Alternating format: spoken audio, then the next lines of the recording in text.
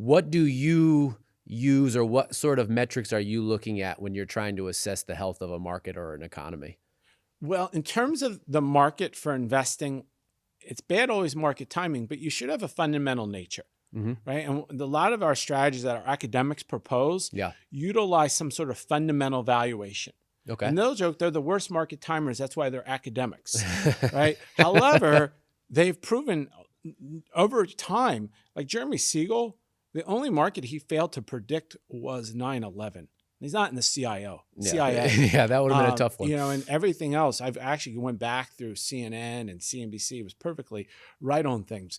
But, he's not actively managing a strategy, but they use a metric of fundamentals. And then we're utilizing a lot of times a metric of where the market is, the momentum. Now, one kind of new addition, we just recently launched an index with Dr. Ronnie Sacca and his business partner, Dr. Gideon, at MediaStats through MSCI, that actually looks at the news, and it collects the news to then discern what is a media narrative moving markets, which kind of makes sense. This is right? fascinating. You mentioned this while we were eating lunch. This is fascinating to know more about. And that was a missing link. A lot of our, what I'm stressing over and over again is let's not get so caught up into one TV network's narrative or one's personal belief. That can be a real risk. But when you start reading 135,000 websites every day for news and collecting that and recording that, now you're getting a real trend. Left wing, right wing, economically conservative, hawkish, dovish.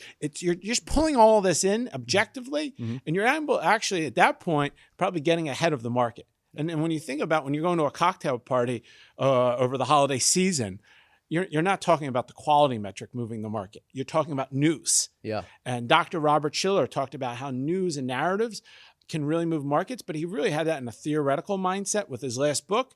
And the team at MediaStats with Satkin and Dr. Gideon were able to make it implementable. So we're excited to that. Now, as far as I'm concerned, that's not the holy grail either. You got to bring it all together. Yep. We're not taking bets.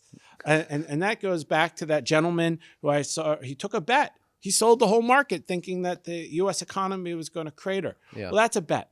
So how do we do something with diversification, but then to dial down your sleeping point maybe is not to just sell off the market and go to cash. Maybe that's an opportunity to buy a retirement product, such as an index annuity.